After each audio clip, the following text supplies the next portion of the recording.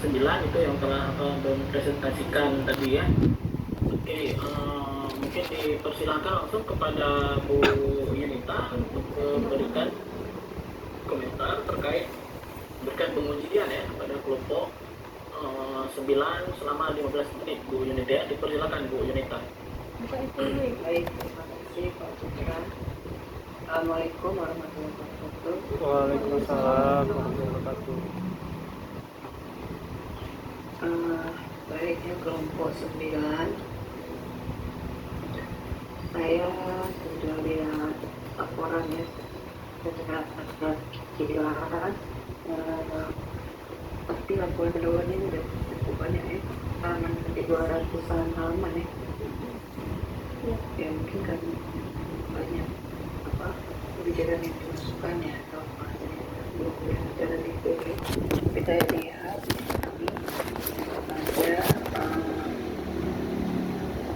ada dasar hukum ya, kebijakan dan lain-lain. Nah, karena ini masih pendahuluan ya, masih data-data sekunder, tapi saya rasa kalian harus sebelum ke lapangan harus tahu betul apa yang nanti akan dilakukan di lapangan kan? Ya, betul nggak? Betul. Betul. Ini kan kita interaktif, hidupkan aja mic-nya kelompok 9. Jadi nggak usah di mute dulu ya. Jadi yang mau jawab gitu ya.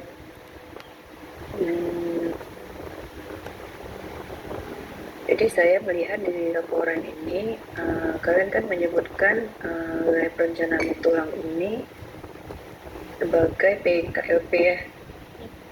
Iya, benar. Nah itu saya tidak melihat secara spesifik PKLP itu harus seperti apa ya. Apa bedanya dengan pusat kegiatan lokal? Ya, kalau pusat kegiatan lokal promosi ini dia concernnya atau fokusnya kemana? Bisa dijelaskan kelompok 9? Saya jelasin. PKLP. Maksudnya apa? PKLP itu apa? Sebagai apa? Mana nih kelompok 9? Baik. Berdasarkan dokumen yang sudah kami baca, memang Wetemu Tulang ini difokuskan sebagai PKLP yang dimana fokusnya itu pada penguatan pertanian, perkebunan dan perdagangan lokal sebagai basis ekonomi. Namun kami fungsinya dia sebagai setelah kami cari tahu pada penyusunan RT RW pada RT RW yang akan mendatang, perencanaan Wetemu Tulang ini nantinya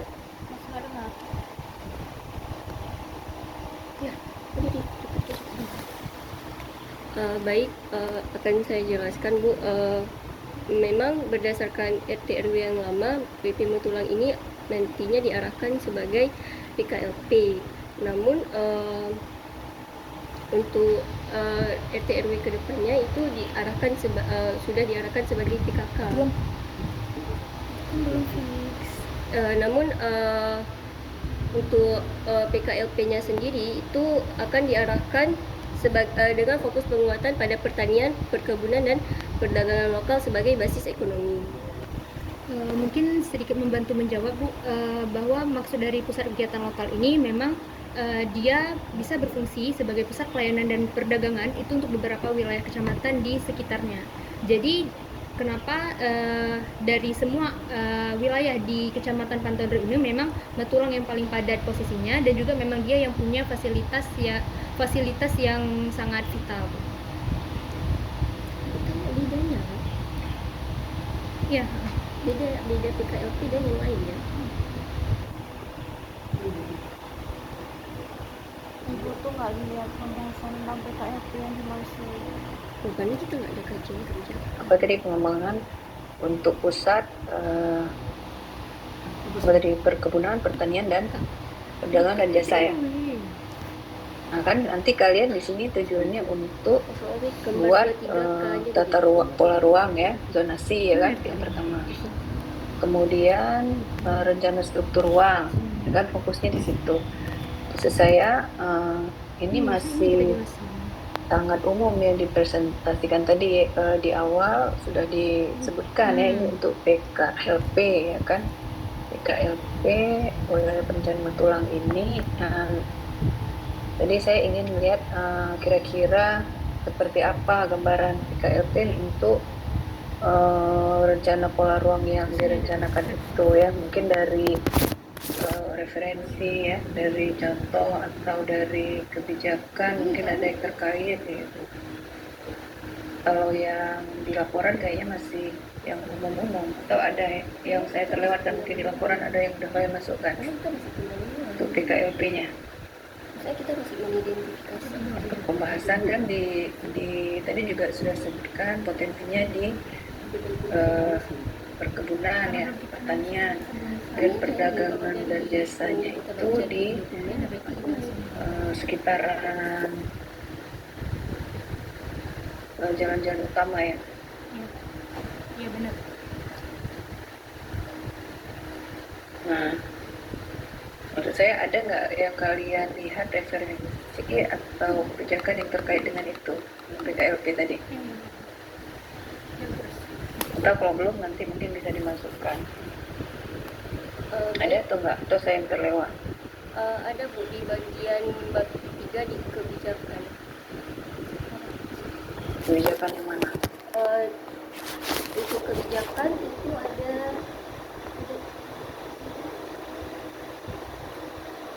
Di halaman berapa? Ini agak susah karena saya harus membagi antara layar dan presentasi Zoom dan ini di laporan ini kan soft copy. Coba kalian bilang di halaman berapa kira-kira? kejadian kebijakan itu ada di halaman 71.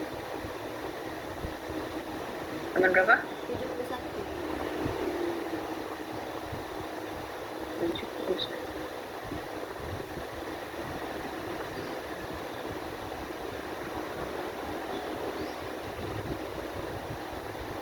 Iya, itu kajian kebijakan, maksudnya yang terkait dengan PKLP-nya. Itu kan bab, maksudnya 71 itu bab 3, di mananya? Karena ini 200 halaman loh, lumayan ini kalau saya lihat satu kan besar.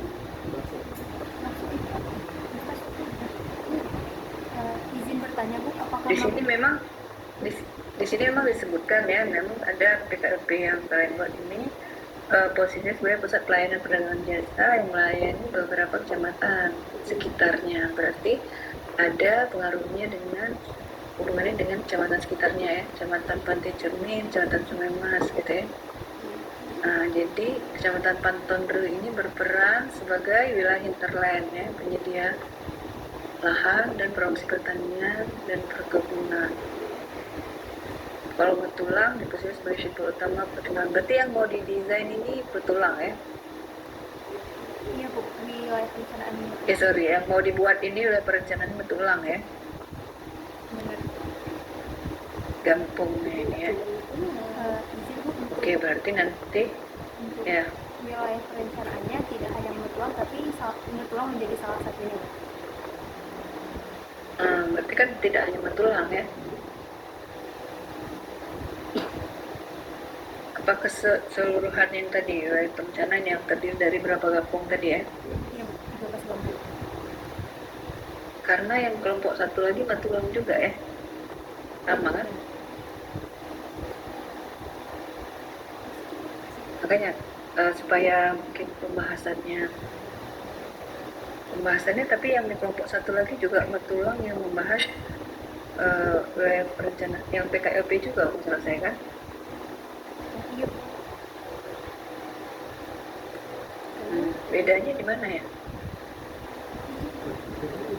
Izin jawab Bu, mungkin kalau untuk bedanya itu terkait deliniasinya.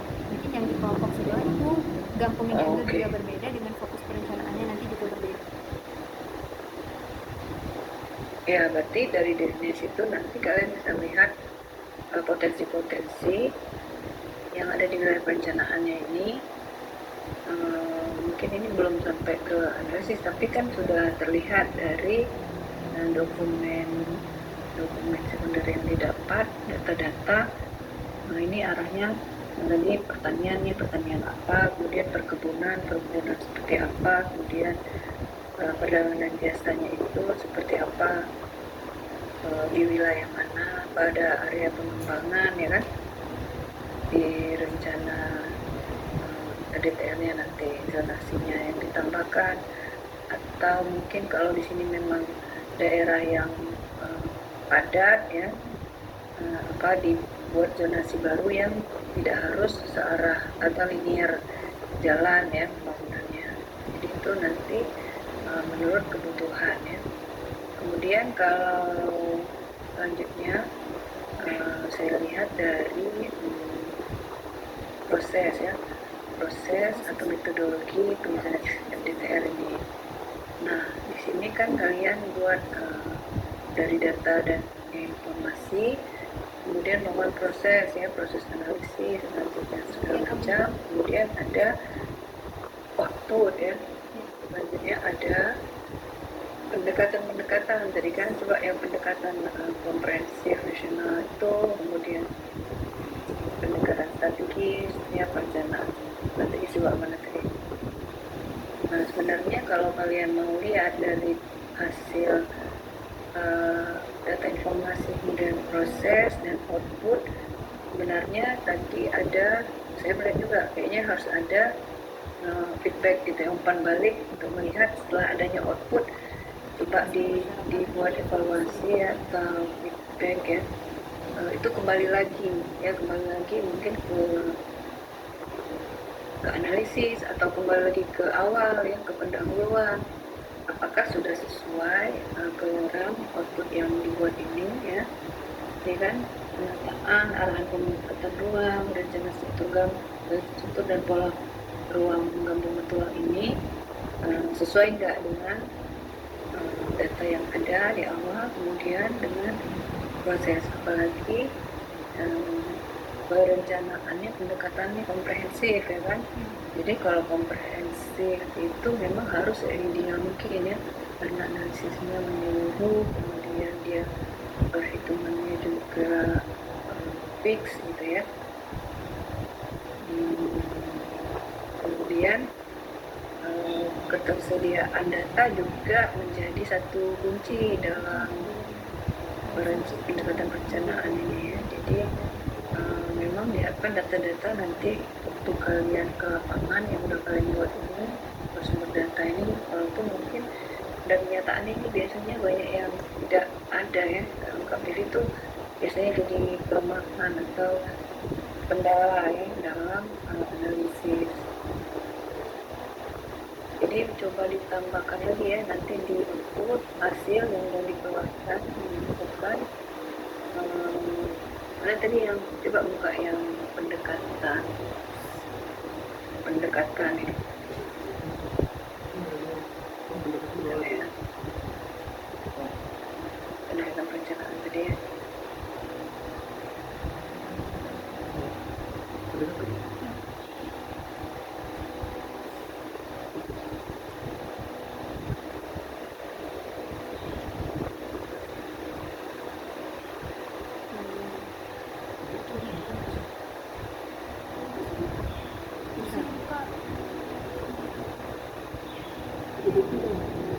Cerita 1 menit lagi Bu Nita ya. Oh ya, coba sedikit 1 menit ini kalian jelaskan bagaimana maksudnya, bagaimana melakukan ya dua pendekatan perencanaan nanti ke RDTR kalian ini ya. Berarti dia harus rasional ya. Iya, Maksudnya harus sesuai sama sejarah.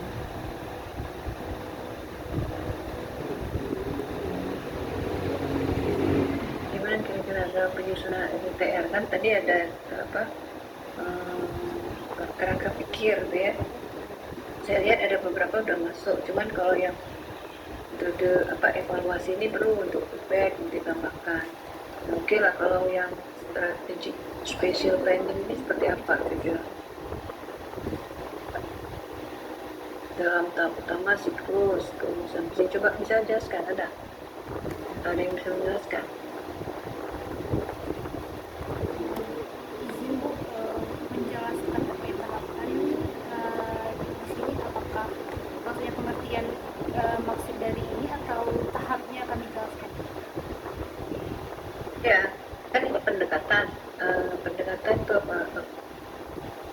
harusnya kan menggunakan ini ya, strategic spatial planning. Nah, tentu berpengaruh atau hubungannya ke kerangka pikir kan. Bagaimana kerangka pikir ini dibuat dengan pendekatan dua ini kan gitu. Jadi kalian ada hubungan nggak yang bilang kerangka pikir sendiri, ini pendekatan sendiri, buatnya masing-masing gitu, nggak ada hubungannya sebenarnya Bu. Nah, sebenarnya ya harusnya ada hubungannya ya. Jadi kalau belum, nanti coba dilihat lagi bagaimana hubungan di approach planning ini terhadap alur cara kalian mempersiapkan planning ya, rencanakan untuk RDTR 3 tulang ya. Oke, Pak Putra, terima cukup. Terima kasih. Assalamualaikum warahmatullahi wabarakatuh. Waalaikumsalam warahmatullahi wabarakatuh. Oke, terima kasih kepada Bu Yunita sebagai penguji 1. Baik, selanjutnya kita berikan waktu dan tempat kepada Pak Arif. Silakan Pak Arif. 15 menit Pak Arif. Ya baik, terima kasih atas kesempatan yang diberikan. Assalamualaikum warahmatullahi wabarakatuh. Ya baik, saya lanjutkan ya sesi diskusi ataupun kemudian kepada kelompok 9 untuk penyusunan RDTR WP Metulang Pantandru. Nah ini kalau saya baca di laporannya ya, Think Unlimited, I-nya pakai I ya, sengaja itu ya. Tapi ini kan di WP Metulang Pantandru, ini kecamatan, ini kabupatennya Aceh Barat ya. Iya. Tapi di sini untuk yang kalian tulis di covernya itu Aceh Besar. Jadi karena ini di halaman judul, kalau bisa lebih teliti lagi ya untuk di laporannya. Nggak apa, ini saya coba lihat beberapa poin tadi dari laporan yang telah disajikan. Nah di sini tadi ada beberapa catatan saya, terutama sekali terkait dengan peta. Boleh dimunculkan salah satu peta yang kalian sajikan tadi. Apa aja?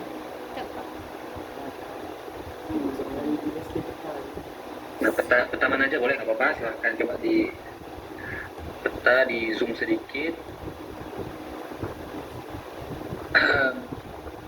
Atau peta yang lain ya, jangan peta yang sudah masuk ke wilayah perencanaan ya. Jadi karena saya lihat itu skalanya, harusnya skalanya berapa kalian kalau di RDTR? 1.500 sampai 2.000. Nah ini 25.000 masih ya, sedangkan kita kalau untuk RDTR itu ataupun nanti udah masuk ke wilayah perencanaannya itu kita 1:5.000 ya. Ini penting sekali untuk diperhatikan. Kemudian itu kalau kita memang tidak terbaca skala garisnya ya. Kemudian ini juga terlalu banyak untuk potongannya itu 2 atau 3 saja sudah bisa sebetulnya, jadi nggak perlu terlalu banyak untuk angka-angkanya itu, jadi langsung aja 3 aja sudah cukup ya. Nah kemudian biasakan kalau kalian itu untuk menyajikan data dalam tabel untuk luasan, sertakan juga persentasenya gitu ya. Nah ini kan disajikan luas Gampung ya, luas kecamatan Pantandru ya, berdasarkan kampung yang ada di situ ya. Nah, ini kan harusnya ada kolom satu lagi itu untuk persentasenya, jadi kita bisa melihat sebetulnya dengan cepat gitu ya, yang luasan mana yang paling besar, yang paling kecil dari persentasenya ya. Kemudian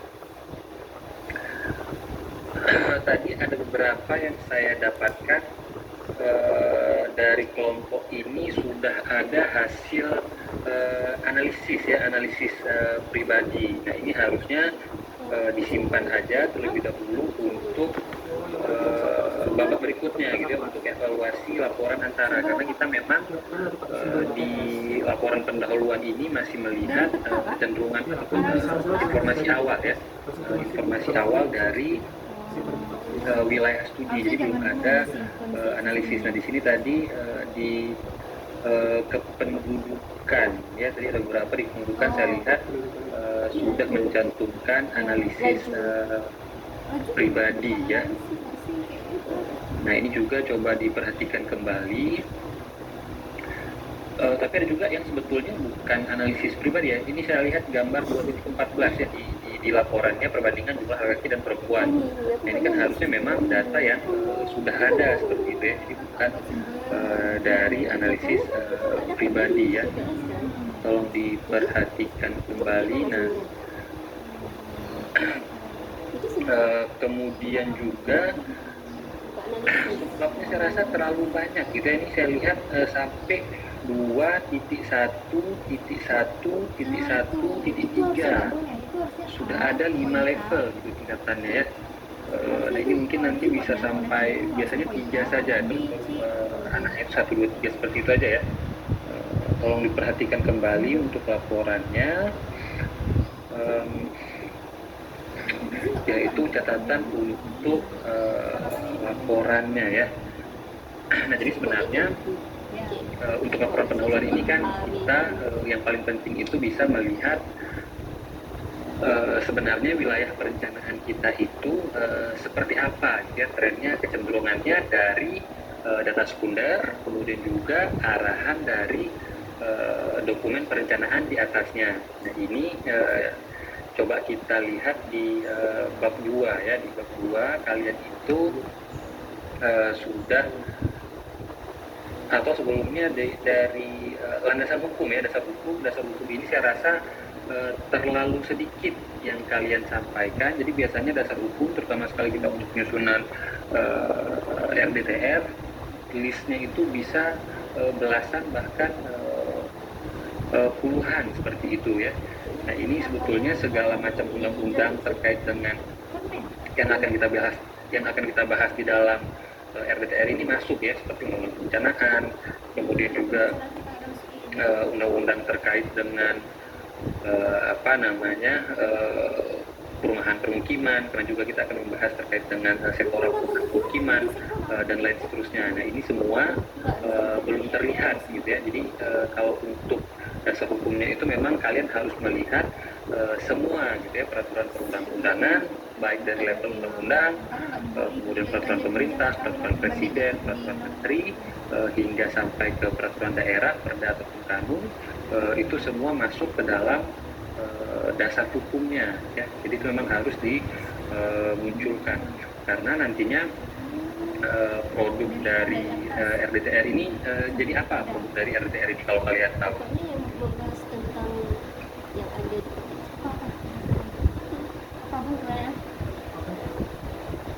produk dari RDTR ini jadi apa nanti? Izin menjawab Pak, produk utama yang disahkan nanti berupa rencana pola ruang dan struktur ruang Pak. Iya, bentuknya itu jadi apa dia?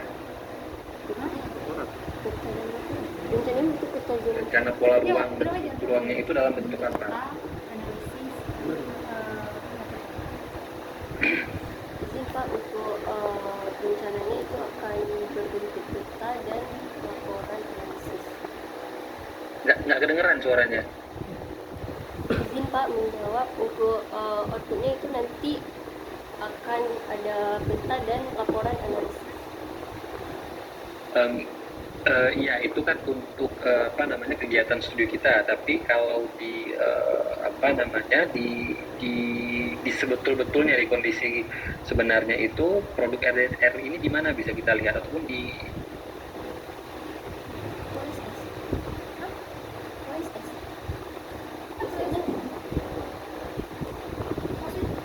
Maksudnya kok kita bisa kita dibina. ada yang tahu. Jadi kalau kita lihat produk RDTR ini di mana nantinya. Jadi setelah selesai dari kita nyusun pola ruang, struktur ruang dan lain seterusnya itu jadi apa dokumennya ini? Kanun.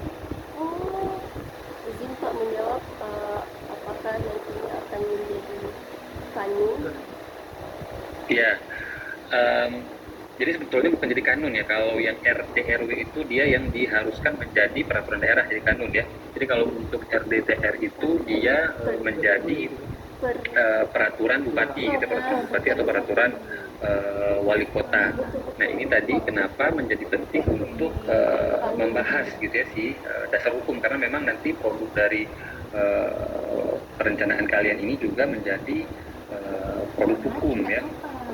Nah kemudian nah tadi di bab 2 kalian gambaran umum yang tinjauan teorinya bab 3 tadi ya.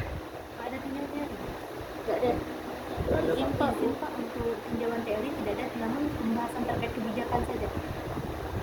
Ya oke, itu di bab berapa? 3. Izin Pak, di bab 3. Ya ini juga saya rasa agak terbalik ya, biasanya kita kebijakan tinjauan kebijakan dulu, kemudian baru gambaran umum ya. Ini agak terbalik sedikit, tapi coba ya ini yang saya lihat dari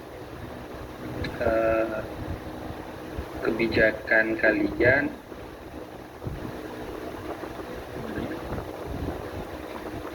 Nah di situ kalian telah membagi menjadi 3 bagian besar ya.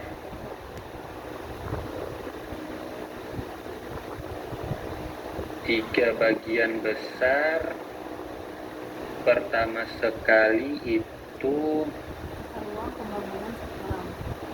ya, rencana tata ruang, kemudian yang kedua itu rencana pembangunan, kemudian ada rencana sektoral ya. Nah ini dari hasil kajian kebijakan ini apa yang kalian dapatkan sebenarnya untuk wilayah perencanaan kalian? Baik, untuk setelah kami membaca kajian kebijakan, Pak, untuk WP Mutulang ini akan fokus pada penguatan pertanian, perkebunan dan perdagangan lokal itu sebagai basis ekonomi. Juga ada penetapan bahwa sebagai simpul pelayanan yang terhubung dengan PKW Melabuh melalui jaringan transportasi lintas Barat Sumatera untuk mendukung distribusi komoditas unggulan. Lalu WP Mutulang ini juga diarahkan untuk pemerataan pembangunan, peningkatan infrastruktur dasar seperti jalan, irigasi dan air bersih, dan serta sebagai mitigasi bencana khususnya erosi, gempa dan tsunami. Nantinya ini juga harus terakomodasi dengan fungsi Mutulang ini sebagai KSK ekonomi. Itu juga harus ditekankan untuk tetap menyediakan ruang terbuka hijau, fasilitas publik dan perlindungan kawasan lindung. Izin menambahkan Pak, untuk terkait sektoralnya itu, kalau di sistem jaringan prasarana utama itu ada pengembangan jalan strategis sepanjang 196,49 km persegi, terminal Mutulang dan juga trayek angkutan pedesaan. Lalu juga ada untuk sistem jaringan sumber daya airnya, itu komponen bawah sungainya, CAT, irigasi, air baku, pengendalian banjir dan pengamanan pantai. Itu Genang Kurung Kunyat yang seluas 17,40 hektar. Lalu ada juga kesehatan, itu ada pengembangan puskesmas rawat inap di kawasan Mutulang juga nantinya. Untuk perdagangan itu ada pengembangan sarana perdagangan skala wilayah di perkotaan Mutulang. Untuk ruang terbuka taman dan rekreasinya juga ada di wilayah perkotaan Mutulang. Kawasan perlindungan setempat itu terdiri dari sepadan pantai, sungai dan gunung dan RTH kota, yaitu Genang Kurung Kunyat sebesar 56,77 hektar, dan kawasan perlindungan totalnya 245,68 hektar. Dan untuk perikanan itu ada perairan umum di Gampung Mutulang sebagai kawasan perikanan tangkap, ada juga pemukiman perkotaan, peruntukan lainnya itu seperti pertahanan dan keamanan, lalu juga ada kawasan strategis dan ketentuan umum peraturan zonasi kabupaten. Maaf tadi untuk di kalian kalau nggak salah di tengah gunung kan ya, ada perikanan tangkap atau budidaya maksudnya? Izin Pak, kalau kita baca berdasarkan dokumen, untuk danau yang ada di WP kami itu ditetapkan sebagai daerah perikanan, dan kalau kita melihat kondisi existing juga ada beberapa danau ya, beberapa tambak yang di dekat danau. Ya maksud saya di sini kan kalau kita lihat di laporannya itu tidak muncul dari masing-masing dokumennya ya. Jadi kan dari masing-masing dokumen yang kalian bahas itu baik dari RT RWN, kemudian dari RTR Pulau, kemudian yang sampai jadi di sini malah yang provinsi Aceh saya nggak tahu apa terlewat atau seperti apa. Ada kalian masukkan juga RT RW Aceh yang terbaru ya. Itu kalian lihat materi teknis yang sedang mau disahkan ya. Nah di situ apa yang diarahkan kemudian di situ di dalam laporan kalian itu yang kalian sarikan ya. Kemudian juga untuk rencana pembangunannya seperti itu. Kemudian sektoral mungkin karena kalian belum turun ke lapangan ya, jadi sehingga mungkin datanya itu masih belum terlalu detail ya, terutama sekali terkait dengan infrastrukturnya ya. Nah ini kalian juga terasa seperti dipaksakan ya untuk kebijakan sektoralnya ini pertanian. Jadi cuma satu paragraf peranan sektor pertanian terhadap pembentukan PDRB Kabupaten Aceh Barat cukup dominan. Jadi sebetulnya yang dimau dari kajian kebijakan ini bukan yang seperti itu gitu ya. Jadi memang ada dokumen terkait dengan pengembangan rencana ataupun rencana pengembangan sektor pertanian di Kabupaten Aceh Barat. Nah itu disebutkan, kemudian khususnya lagi, spesifiknya lagi untuk di BP Metulang itu ataupun di Kecamatan Pantenru seperti apa. Nah itu sebetulnya yang perlu kalian lihat nanti sebagai dasar kalian di dalam merencanakan seperti itu ya. Kemudian coba dilihat yang untuk berapa menit lagi saya Pak Putra? Pertanyaannya secara sektoral di wilayah atau secara umum di Indonesia? Coba lihat untuk yang bagian metodologi Pak Arif ya. Satu menit lagi oke. Ya di bagian metodologi ini kan yang paling penting itu adalah kebutuhan data. Jadi karena kita akan ke lapangan, kebutuhan datanya yang perlu kalian perhatikan. Tadi ada beberapa yang saya lihat itu tidak cocok gitu ya, antara kebutuhan datanya apa, kemudian cara pengumpulannya seperti apa, belum matching ya. Nah ini saya rasa yang perlu terhadap kebutuhan datanya, ada tabel kebutuhan datanya. Coba lihat tabel kebutuhan data tuh tadi Rizi, yang panjang tuh. Nah ini 4.1 kebutuhan data primer ini ya. Aku yang bagi Pak. Nah ini kan ini yang saya bilang tadi kurang tepat ya, ketersediaan dan kualitas sarana pendidikan. Nah ini untuk mengetahui persebaran luas jumlah tingkat aksesibilitas serta kondisi existing. Oke, untuk mengetahui kondisi existing oke lah kalian primer ya survei itu, tapi untuk persebarannya apakah nanti akan datang satu persatu gitu ya, atau memang cukup diwakilkan dengan dari data sekunder saja. Jadi kalau memang sudah bisa diwakilkan dari data sekunder, saya rasa tadi yang untuk primernya itu tidak perlu lagi gitu ya. Ini tadi yang perlu lebih dipastikan. Kalau yang untuk kualitas memang itu harus kita observasi. Kemudian satu lagi, ketika kita sudah melakukan seperti ini maka perlu panduannya. Jadi ada panduan untuk melakukan katakanlah observasi gitu ya. Kemudian juga kalau memang ada kalian lakukan wawancara, IGD dan seterusnya, itu semua juga harus ada panduannya ya. Kemudian untuk data-datanya ini, terutama data sekunder, harus jelas juga sumbernya dari mana gitu ya. Kemudian itu nanti yang bisa kalian memudahkan kalian untuk mencari data-data tersebut ya. Ya, saya rasa mungkin demikian catatan dari saya Pak Putra, mengingat waktu juga ya. Oke, baik. Sudah lewat 2 menit Pak Arif ya. Ya, baik Pak. Mohon maaf. Oke, mungkin catatan dari saya ya. Ini apa? Ketika kita labdul itu misalnya di pria sebenarnya ya, Rizi dan tim itu orang yang penting itu di labdul itu datang orang dinas, kemudian orang dinasnya itu tahu dia harus menyediakan data apa, itu Rizi ya. Dari awal presentasi tadi sudah saya tekankan, itu yang penting kalian perlihatkan itu sebenarnya itu adalah metode ya, metode pengumpulan data, metode analisis ya. Karena di sini orang dinas lihat nanti, oh ini saya dinas desa Capil, saya berikan data ini, saya dinas TU, saya berikan data ini. Nah, ya, siapa yang akan diwawancara ya. Jadi sebenarnya memang fokus diarahkan kepada sebenarnya tabel yang panjang lebar itu ya. Tadi saya kurang melihat tadi bagian itu dinas mana berikan data apa ya. Untuk beberapa hal lain itu beberapa catatan dari saya itu langsung saya berikan ke WhatsApp group ya. Itu ada beberapa terjadi kesalahan. Dan kemudian itu memang formatnya memang duluan gambaran umum ya sebelum metodologi ya yang diberikan oleh Pak Fahmi. Gabung sekali. Ya. Di laporan itu saya lihat duluan gambaran umum daripada metodologi itu seperti itu dari Pak Izin, Fahmi.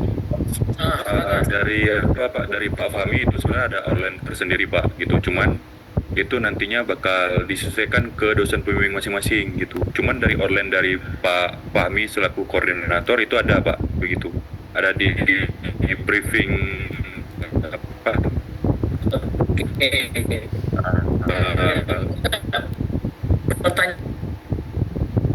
Pertanyaan saya sederhana, apakah gambaran umum dengan nomor iya, Pak, yang di nomor tiganya metodologi atau tinjauan kebijakan bab 4 betul, metodologi Pak.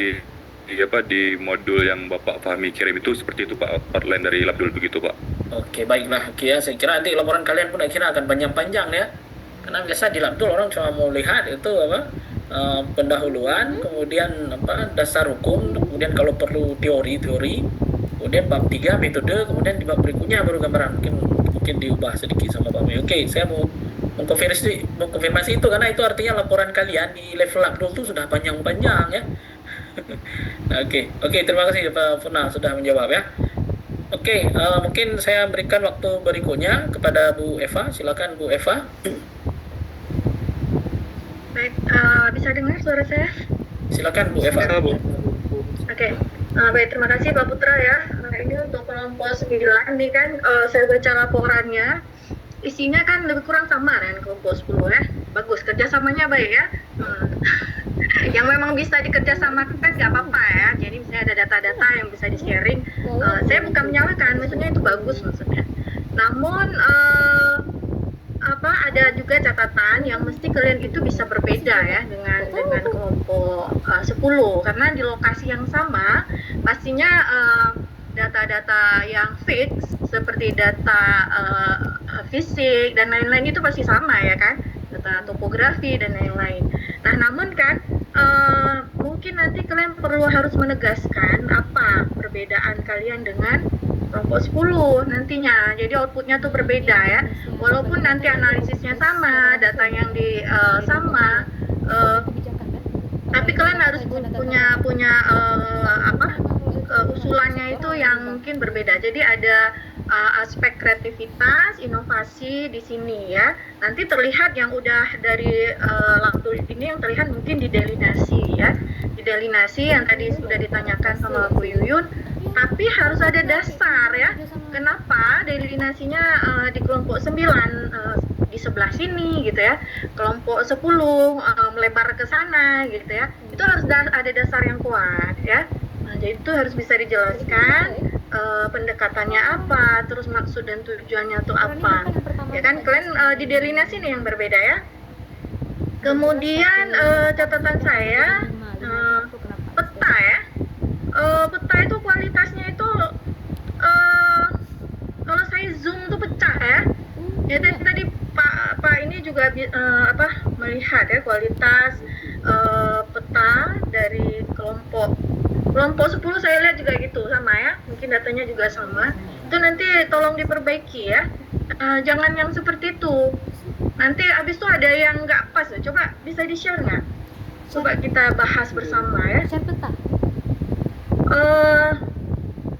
Misalnya kan terus pemilihan visualisasinya lagi.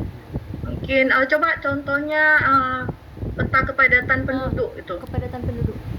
Yang di PPT atau saya rasa kurang tepat ya kalau kalian pakai yang langsung visualisasi seperti itu ya. Kemudian sambil menunggu kalian share catatannya mengenai data tadi ya. Memang saya kan kemarin tuh terakhir ketemu kita diskusi, saya pertanyakan ya alur pikir kalian membuat desain survei itu ya. Iya, Pak. Ya kan saya bilang biasanya itu dari rumusan masalah, tujuan, terus data yang diperlukan sampai outputnya itu apa. Jadi jelas gitu ya. Tapi kalian kan memilih dengan versi kalian. Tapi kalau kalian bisa menjelaskan dengan versi kalian dengan baik nggak apa-apa. Tapi ini membuat kalian bingung kan? Kalau kita mau berkreativitas harusnya lebih baik dari yang sudah pada umumnya ya. pada umumnya orang buat seperti ini. Biasanya itu kan hasil trial and error ya. Jadi sehingga orang menggunakan yang ini pilihannya, template-nya. Nah, kalau kita mau buat yang versi berbeda, harusnya lebih mudah, ya, lebih efisien, lebih baik dan lain-lain. Ini peta apa?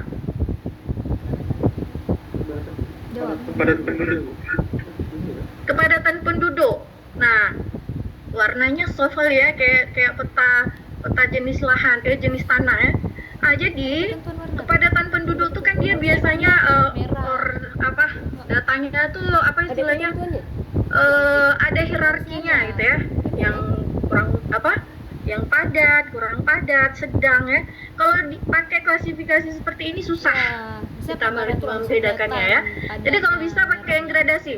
Kalau yang ini berarti yang paling sangat tinggi padatnya yang mana nih? Yang putih? Iya, masa yang putih? Yang ya. padatnya. Ya, ada yang bisa jawab? Iya Bu, kalau yang putih, yang paling rendah ini. Nah, kalau kita pakai waktu mata kuliah pelajaran pemetaan ada diajarin nggak? Ada, Wira jawab. Ya Bu. Ada ya. Jadi seingat saya dulu belajar gitu ya. Jadi bukan suka-suka hati kita, dia ada teknik-tekniknya. Memilih jenis visualisasi data itu sangat penting untuk memberi informasi yang mudah dipahami ya. Jadi ya, kemudian yang next ya, peta yang lainnya itu kan peta apa ya, kayak peta rawan bencana. Coba Peta rawan bencana. ada peta yang, siapa yang buat peta nih dulu? Saya kok agak-agak mempertanyakan nih. Coba kita kulik ya. Masih ada waktu Pak Putra? Tidak Bu, jadi waktu saya kena skip. Jadi boleh diambil oleh Beva. Jadi saya agak 10 boleh Beva, sampai 15. boleh ya. Boleh, Jadi boleh, saya boleh. lihat petanya agak-agak lucu gitu. Entah saya yang orangnya humoris gitu ya, jadi agak lucu. Coba di zoom out, ya, dibesarin. Oke, peta ini peta apa ya ini? Iya, ini dasar unit analisisnya apa? Gradasi supaya nggak ada tek kotak gitu. Jelaskan tim peta nih yuk. Mana tim peta? Ya Bu. Rendah, sedang, ini apa nih? Banjir ya? Ya. Bisa gitu ya, rawan banjir kayaknya per apa nih? Kecil ya? Yang ada yang dekat sungai. Nah, overlay dekat data apa? sungai yang rawan banjirnya. Data asli atau data olahan kalian? Maksudnya data asli sumber dari mana gitu? Dari ini Bu, RBI Bu. RBI memang seperti ini. Atau mungkin salah deh Bu. Ini ya. Oh, nggak boleh jawab itu. Bukan berarti saya nanya saya yang benar, nggak juga. Saya hanya melihat keanehan gitu ya. Yang biasanya peta rawan banjir kan nggak peta-peta kayak gini juga gitu kan. Nah, jadi karena air tuh mengalir kemana sesuai dengan topografi ya, bukan berdasarkan batas administrasi, apalagi batas pemilikan ya. Kayaknya ini batas pemilikan ada yang kecil, ada yang ini ya. Ini ahli peta Pak Putra nih, mungkin nanti bisa Pak Putra kasih di komen ya. Ini saya apakah mata saya yang aneh atau memang ini udah benar? Nggak apa-apa. Saya maksudnya apakah ada justifikasi lain kenapa petanya seperti ini? Nah, itu aja ya untuk dua kelompok nih, karena kalian sama nih datanya. Kelompok 10 juga. Nah, mungkin itu aja. Mungkin satu lagi ya, terkait dasar hukum ya. Dasar hukum itu kalau di bab 1 itu nggak usah dijelasin detail ya. Bab 1 tuh list mulai dari hierarki yang paling tinggi dari tingkat nasional ya. Kalau bila perlu, kalau memang topiknya global ya mulai dari yang global gitu ya. Dasar hukumnya nasional, provinsi, sampai yang lebih kecil ya. Mungkin nanti kalau yang tingkat lokal bisa ditanyakan pada saat di lapangan. Apakah ada misalnya resam tertentu di kampung itu ya, kanun-kanun yang relevan dengan PKLP ya. Jadi ini statusnya PKLP kan. Kemudian itu aja mungkin Pak Putra mungkin yang terkait peta Pak Putra ya. Saya mau tanya juga sekalian kita diskusi. Iya, itu karena apa? Data yang tersedia emang yang skala besar Bu. Jadi makanya dia masih peta-peta. Jadi entah setelah dia turun ke lapangan mungkin akan diberikan peta dengan skala yang lebih kecil lagi nanti. Peta LPI itu dia dari nasional. Tapi mungkin nanti bisa dicek juga nanti apa di Kabupaten Aceh Barat apakah mereka masih menggunakan peta yang diambil dari skala nasional sebenarnya, apakah diambil langsung, karena seharusnya memang ada peta lagi itu yang lebih detail untuk RDTR. Tapi untuk sementara di laporan pendahuluan itu boleh diambil begini ya. Wiraya itu nanti dipastikan waktu ke sana kedua tim pastikan ini apakah peta bencana yang diacu oleh mereka paham. Bisa langsung ya. kan Pak Putra udah tahu seru dulu. Ya Wira nih saya bantu jawab nih, harusnya dia yang jawab. Iya. Iya, enak aja dia bilang deh kayak gitu. Jadi ada justifikasi ya kenapa. Nah ini nanti kesusahan kalian nanti pada saat analisis spasial kalau memang datanya kayak gini kualitasnya, karena kalian kan 150.000 nanti kan. Gimana kalian pakai data kayak gini ya? Ya. Oke, itu aja Pak dari saya. Terima kasih. Oke, baik. Terima kasih kepada Bu Eva. Baik, untuk presentasi Sintatu kita sudahi ya. Silakan ditutup oleh ketua kelompok Rizi. Silakan Rizi tutup.